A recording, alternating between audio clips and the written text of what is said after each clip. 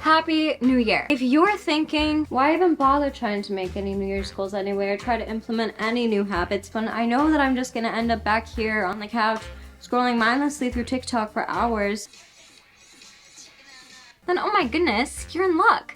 This video is for you. This is your guide for how to actually stick to your goals, get situated into this new year, how to actually create habits that will stick, and of course, how to not only make a vision board, but bring your vision board to life. What's that? When are your credentials? My credentials? You want my credentials? Well, my credentials include that I have an inflated sense of self-confidence. I have pretty severe ADHD. I'm the queen of procrastination, actually. And that motivation is almost as hard for me as my 9th grade math class was. I still have nightmares about balancing algebraic equations.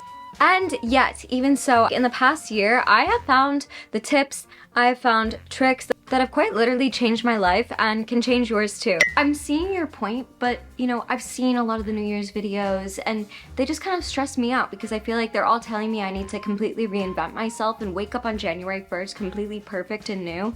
And, well, it's January 4th. So literally don't even worry about it, because here's the thing, is that I really do not think that you need to be completely changing everything about yourself, and I don't think that change needs to happen fast. In fact, I think that you will be way more successful in your goals if you focus on easing into this new year. We've all heard the stories about the turtle and the fox, or the turtle and the rabbit, the turtle and the rabbit. Although I would love to hear a good story about the turtle and the fox if you care to leave it in the comments. And yet, it seems to be that childhood story that somehow slips all of our brains every year. So no, you don't need to change everything about yourself.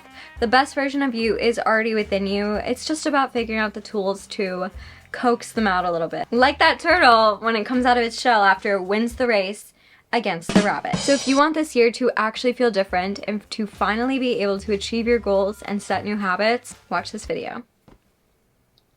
But first, I'm gonna go eat a snack. Au revoir. Before we can do anything else, I think that we need to very first start off with reflecting on our year before. Kind of like when you break up with someone and you need closure before moving on with your life. This is a really dramatic example, but you kind of need that. With the year before. I'm gonna keep going with this metaphor because it's making sense in my head right now, but just like if you're moving from relationship to relationship, you kind of want to take note, like, what did I like about this relationship? What worked? What didn't work? What would I want in my future relationship differently than this past relationship? Just like Ariana Grande said, thank you, next. It's important to think about what worked this year, what didn't work so well, so that when I start to think about my goals for this upcoming year, I just have a clearer image in my mind of what I would like.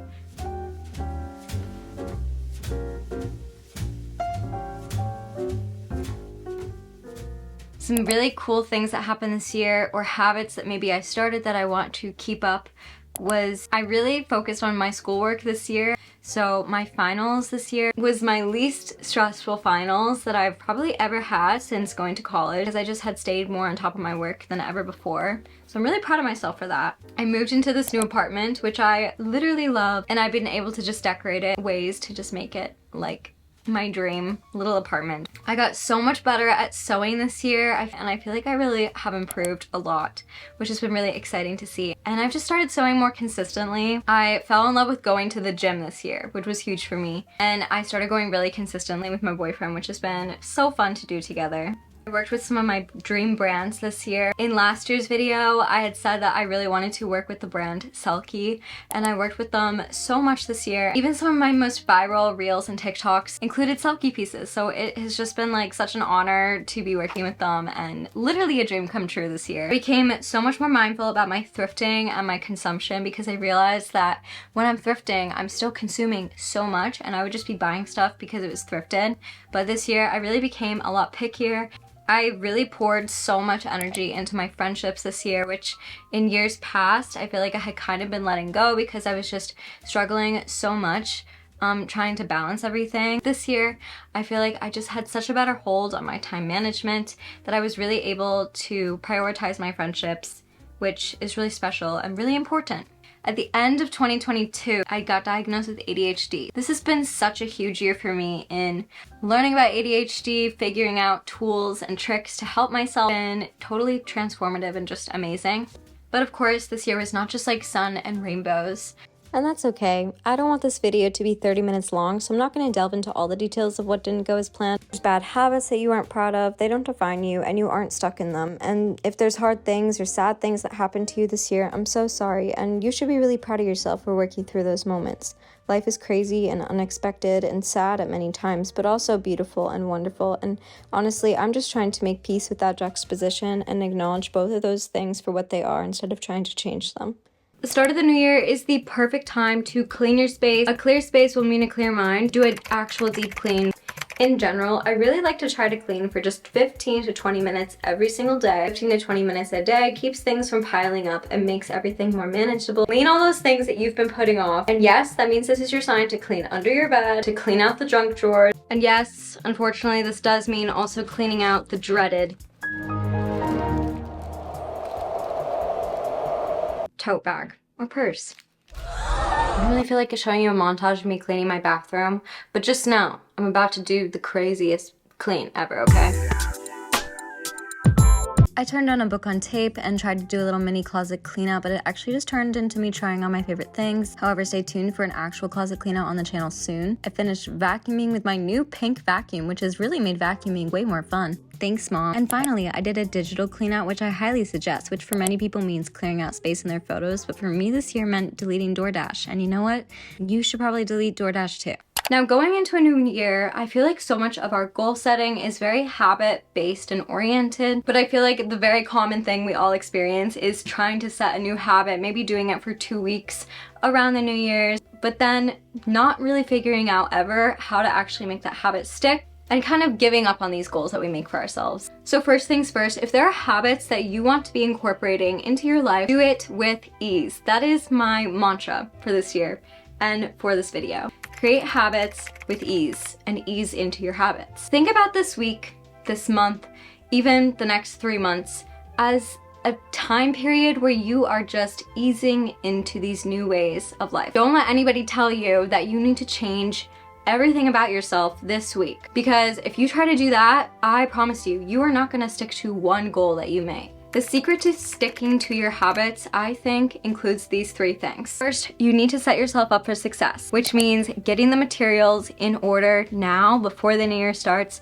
so that you can actually feel successful in the things that you're doing. If you want to start waking up earlier, which I feel like is often a habit that a lot of us want to start incorporating, you need to go to bed earlier. To expect yourself to wake up at 7, but you stayed up till 3 in the morning is just ridiculous and honestly mean. If you knew that one of your friends was being asked to stay up till 3 a.m. to finish their tasks, but then was getting yelled at by someone in their life for not waking up at 7 o'clock in the morning, even though they had just stayed up till 3 a.m., you would be like, whoa, that person isn't treating you right. Like, that's ridiculous of them to ask of you. So why are you asking it of yourself? If you know that your phone alarm clock just isn't working for you, switch up your routine to incorporate something like a sunrise alarm clock. Take it to the next level by making your habit fun. Yes, you heard me correctly. Or even romanticizing the small things that it'll take to complete this habit. If you want to start drinking more water, get yourself a water bottle that will actually inspire you to carry it around and drink your water every single day. Want to wake up early? Find something in the morning that actually makes you want to get up out of bed. Like getting up a little bit earlier so that you actually have some time to sit with your morning coffee and look out the window and listen to the birds or listen to your favorite podcast. I love doing a Pilates workout in my living room, and I make sure to put on a cute outfit to kind of romanticize the experience even if I'm not leaving my apartment, just to make it a little bit more fun. I'm gonna do a little at-home Pilates workout. I've been trying to incorporate these even for just 20 minutes.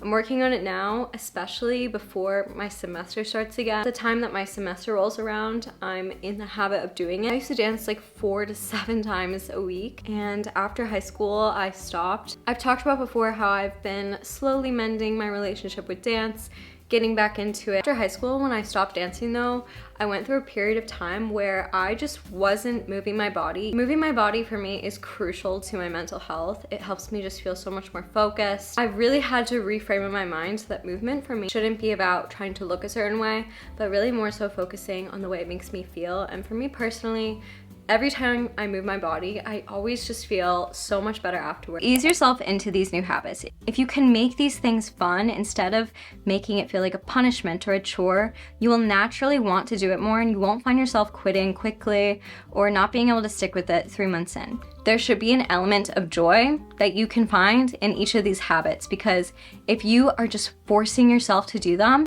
you're gonna stop doing them. And that is just simple math. You are the only one placing these expectations on yourself. So take those expectations away. Stop demanding perfection or mastery. Instead, just demand that you find an element of joy in each of these things. If you can demand that you find joy in these things, you will naturally find your ways to become better at them, to feel more comfortable challenging yourself to go to new heights with these things and improve. Because there's nothing wrong with wanting to improve at these things, but expecting perfection is going to be the thief of that joy and will cause you to burn out or maybe even quit. The last piece of the puzzle to actually incorporating habits and being able to stick to them is something called habit stacking, which James Clear talks about in his book, Atomic Habits. James Clear says when it comes to building new habits, you can use the connectedness of behavior to your advantage. One of the best ways to build a new habit is to identify a current habit you already do on a day-to-day basis and then stack your new behavior on top. This is called habit stacking. Or kind of like a really intense game of Jenga. It says here that the formula for habit stacking is after, before the current habit, I will insert new habit. So, for example, if every single morning you know that you make your coffee and you've been struggling to start taking your daily vitamins, place the daily vitamins next to your little coffee station, and then the next time that you go to make your coffee in the morning, the habit has been linked. Now all of a sudden, it's easy to remember your daily vitamins. Officially arrived at the moment where we're gonna set some goals and we're gonna make our vision board. This is definitely the most fun part of everything. First, let's talk about our goals.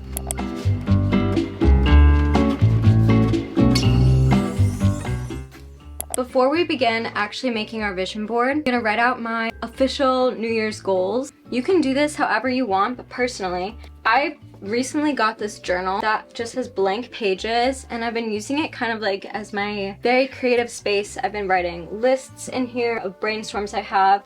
I've been designing like dresses and clothing pieces in here. You don't have to do this, but I kind of feel like there's something a little bit special about having a journal or a notebook, or in this case, this is basically like a sketchbook that can kind of be your dream journal. Like, this is basically just where anything that I want, any creative thought that I have, anything that I'm just kind of dreaming up, anything I want to brainstorm, it's all going in here, which is cool because it feels like it's a very intentional space and that anything I put in here is something that I hope will actually become a reality. I almost always lose my goals because I don't have an intentional spot of putting them. Like last year, I can't even find mine besides the ones that I shared in my video from last year. Given that, this kind of feels like the perfect place to write down all of my goals, and also I think I'm gonna use this to make into my vision board as well.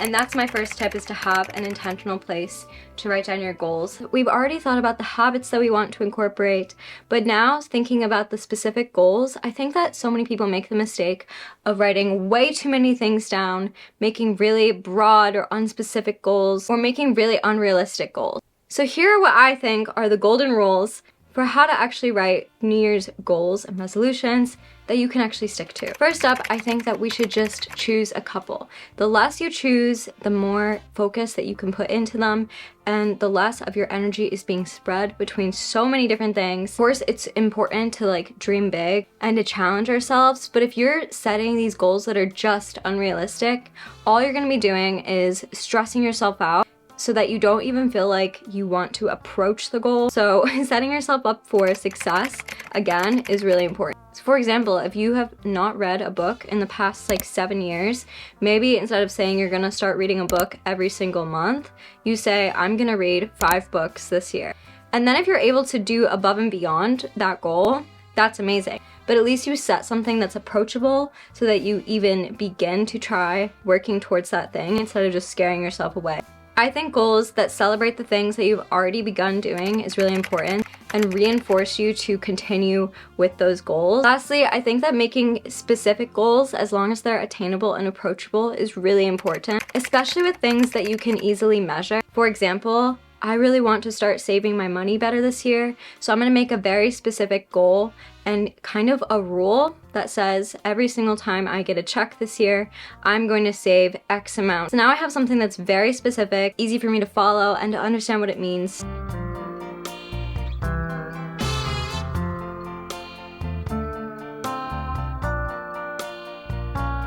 Lightning round of my goals. My first one is to save 20% of every check. My second is to continue sewing consistently, make one thing each month. Next is to read 3 physical books because I got back into audiobooks this year, but I have not had so much luck with physical books yet. Start my French classes again and finish my Lingoda classes because I have some left over that I still need to finish. Bring one of my brainstorms to life, which they're secret, so I can't tell you yet what those are. Continue to stay on top of my homework so that it doesn't snowball.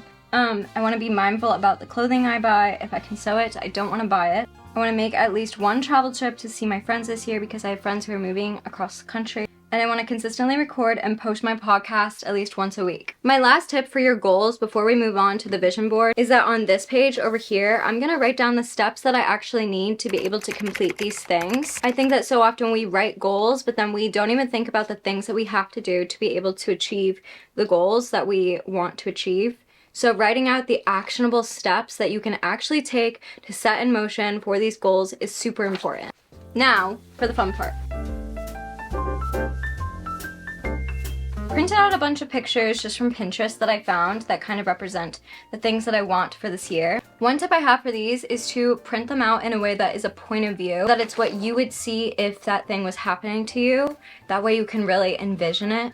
I even like to go so far as to personalize them exactly to you by photoshopping them so that it's specific to you. For example, a few years ago, I put on my vision board the 100,000 YouTube plaque and I photoshopped my name onto it. And then that very year, I got my 100,000 YouTube plaque and I hit 100,000 subscribers on YouTube. And this year I did it with 1 million subscribers and I photoshopped my name onto it. Your reminder to subscribe if you're not already. I do really think that envisioning the things that you want for your life and bringing them to mind and dreaming big here is really important. Find images that inspire you and don't worry about it looking a certain way. It doesn't need to be pretty, it doesn't need to be color coordinated, it can be messy. And although I don't know where I stand on manifesting, I have had things on my vision board come to life before just by literally identifying the things that you want from this year in visual form is super important because then you're way more likely to actually find the things that you need to do to set those things into motion and complete them for this year. Be specific with it. I don't feel the need to go to the Bahamas this year, so I'm not going to put a bunch of pictures of the Bahamas on my vision board because I want to focus on my other goals. So be specific. No! Reality of my filming right now. I think I like this Awesome. little life. One shattered heart, lamp later, and my vision board was done. Here's my vision board. The sewing stuff, this little shipped point of view thing to represent something that I'm working on Pinterest, but it's actually my picture. It's a project that I turned in last year for my costume design class, and I never got it back. So this is my only remnants of it. We have the reading on here, I have the podcast, a point of view from room in Paris, because I would love for that to happen this year. And yeah, I'm feeling so inspired for this new year. And I love that it's in my little creativity journal, so whenever I need some extra inspiration, I can just flip to this page. And I can also so easily be reminded of my New Year's goals right here too. This was literally so fun to do. Okay, so we can set goals all day long, but one thing that I started doing last year that I want to do again this year because it was very helpful is actually just going ahead and taking the first baby step to actually getting something in motion. Last year I signed up for ballet classes, but then I was in my spring show at my school because I'm a theater student. And once the show really got rolling, I kind of just stopped going to ballet classes. So we're kind of trying again this year because, as I mentioned earlier, I've been on my healing my relationship with dance and ballet journey. Another thing that I started doing last year but fell off doing when school started going was my French classes. I was feeling so much growth and then I just stopped out of nowhere. So I really want to re-sign up for some classes right now. This is your sign to go ahead, take that baby step, and sign up for the thing. Get the ball in motion, get things going. I know for me, if I sign up for something, I'm not gonna want to waste my money or risk the embarrassment of them calling my name and me not being there. So All right, we're doing it. Yay! I feel like one misconception that I feel like is really common during the new year is feeling like you have to be doing all of these things that are so new and crazy and really hard to do. But I think remembering the things that are really easy to do, but you don't make enough time to do, is so important, and perhaps even the most important thing of all. One thing that I could do all day long in a perfect world for days on end is sew. I find so much joy in it. I always feel like I'm sucked into a time machine when I'm doing it, but I often put it on the back burner because it's not something that feels pressing. It feels like this selfish little take of time for myself, which I'm trying to rephrase in my mind to thinking that being a little bit selfish and doing things that you love is extremely important and will make you more successful in all other areas of your life. Because in our minds, we've been conditioned to think that the only things that are worthy of our time are things that will bring us money or deemed productive, whereas things like painting or crocheting or even just spending time by yourself get put on the back burner and feel like these things that we can move aside to make room to saying yes to crazy plans or things that are just deemed more productive, things that feed your soul, recharge you, allow you to feel more inspired, will lead to you being better able to meet your more formally named productive goals easier because feeling recharged, feeling inspired, feeling like your soul is fed, taking breaks and being able to spend time by yourself are all things that you really need as a human. So make sure you carve out even just 20 minutes a week to do one of these things. If you are listening to this and being like, Gigi, I have absolutely no idea what I like to do. I have nothing that I can relate to this conversation with. Use 20 minutes a week to try out new things, try out new hobbies, and try to find something that feels like you and feels like it's feeding your soul. You could see yourself incorporating into your weekly routine, even for just 20 minutes a week. We're coming to the end of this video. I hope that you have really enjoyed it and it's just given you some tools to feel like you can really take on this next year. Big fat reminder that like you are exactly where you need to be and you're doing amazing. Like look at you go. You are literally amazing. You're doing so much. The things that are hard in your life are hard, okay? Like, and you're doing amazing at handling them. Applause to you, honestly. Another year down, another year ahead of us that is just full of so many possibilities. You don't need to change everything about yourself. You don't need to make these crazy life changes. Life is crazy and unexpected, and just lean into the chaos and try to find little bits of joy along the way and kind of just bring out that like best self that is within you already. Just try to make a little bit of time for the things you love, a little bit of time to ease into new habits by setting yourself up for success in those ways and finding little ways where you can find joy in those new habits. Challenge yourself to do one thing that scares you this year. Let me know what your New Year's goals are or your New Year's thoughts and feelings are down below in the comments. Make sure you subscribe if you aren't already. I would love to have you here. I love you all so much and I hope you have an amazing, amazing year. I love you all. Mwah.